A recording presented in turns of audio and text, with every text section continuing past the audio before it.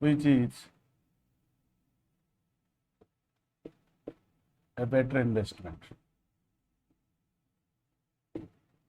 like 10 percentage rupees 50 share at rupees 80। आपको दो varieties of shares given होगा। एक का डिनोमिनेशन ये 10 percentage rupees 50 share at rupees 80 and 20 percentage rupees 150 share at rupees 200।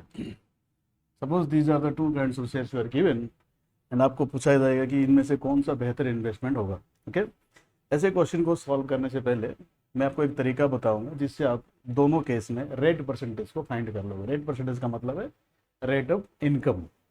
अगर दोनों का रेट ऑफ इनकम पता चल गया तो दोनों को हम आराम से कंपेयर कर पाएंगे विच one is the better investment. उसको फाइंड करने के लिए मैं आपको शॉर्टकट ट्रिक्स बता रहा हूँ। देखो, मान लो कोई शेयर आपको गिवन है, just like this 10 percentage rupees 20 shares at rupees 25।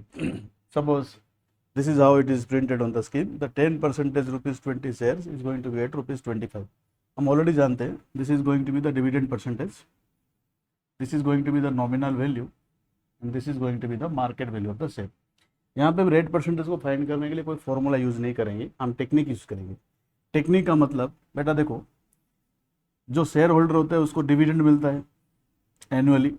Okay, इसी चीज़ को बोलने का इसके पास दूसरा तरीका ये है कि इसको प्रॉफिट बोल दे। बोले चाहे डिविडेंड बोलो या प्रॉफिट बोलो, बात एक ही है। जितना डिविडेंड वो रिसीव करेगा that is exactly equal to the profit he is going to gain because of the shares he has. इस शेयर की वजह से उसको प्रॉफिट भी मिलता है और वही प्रॉफिट कहाँ से आता है? डिविडेंड से। मतलब डिविडेंड जितना आएगा प्रॉफिट उतना ही होगा।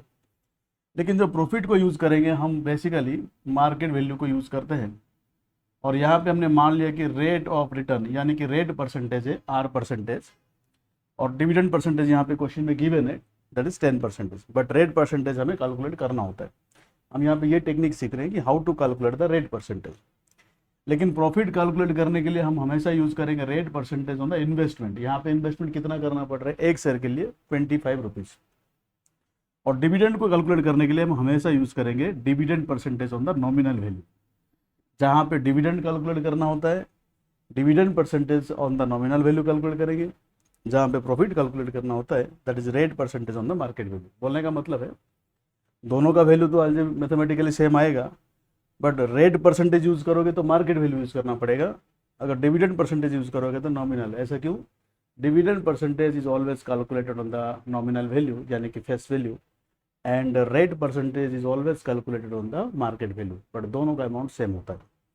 तो बताओ, यहाँ पे मैं बोल सकता हूँ dividend percentage of nominal value is always going to be equal to rate percent of market value. काफ़ी वर्सटाइल फॉर्मूला है। मैक्सिमम क्वेश्चंस में without using any tedious calculations हम रेट परसेंटेज को आराम से कैलकुलेट कर सकते हैं in the questions of shares and dividends. सबसे पहले हम ये टेक्निक सीखेंगे और उसको यहाँ पे ऐसे क्वेश्चन में भी अप्लाई करना मैं आपको सिखा रहा हूँ।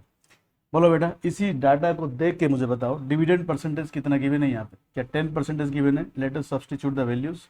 डिविडेंड परसेंटेज है 10 परसेंटेज, नॉमिनल वैल्यू है 20, 10 percentage of profit should be equal to R percentage of market value that is equal to 25।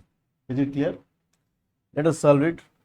अगर इसको सॉल्व करेंगे तो 10 परसेंटेज का मतलब 10 अपन में 100 होता है, ऑफ मतलब multiplication, nominal value is given as 20, R percentage का मतलब है R by 100, market value is given as 25। 100 से 100 गेट कैंसल्ड, तो आर को हम सॉल्व करेंगे बेटा 10 इंटू 20 अपन में 25 आ जाएगा, तो आर का value comes out to be 8।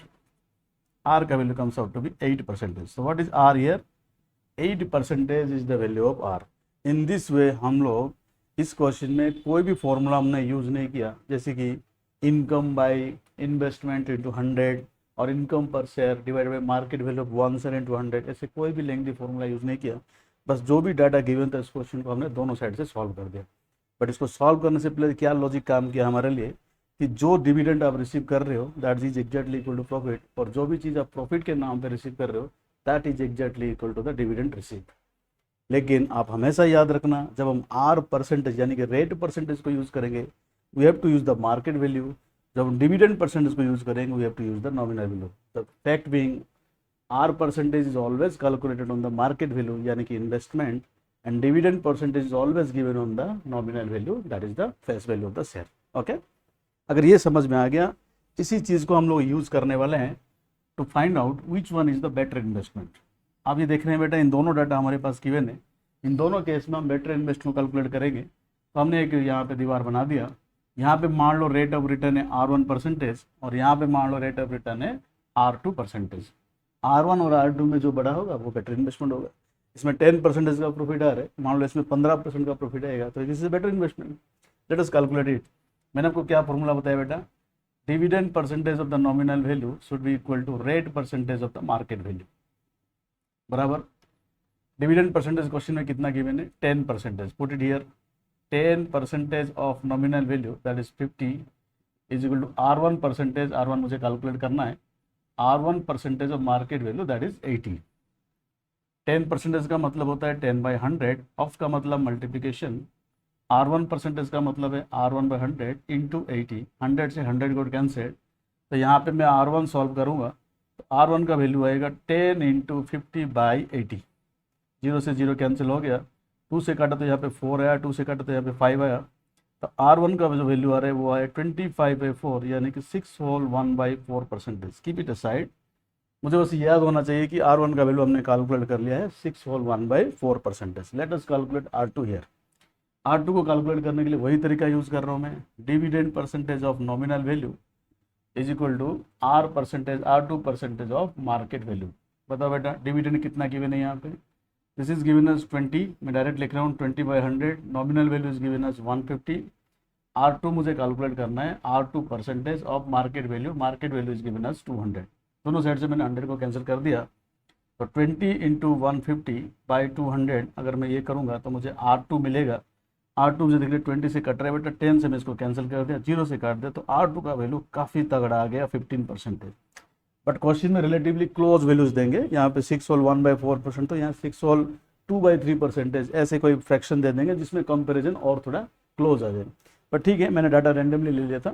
But in data को देख के मुझे बता पाओगे कि आप लोग R1 और R2 में कौन ज़्यादा है. Sir R2 is greater than R1, easily we can say that the second one is the better.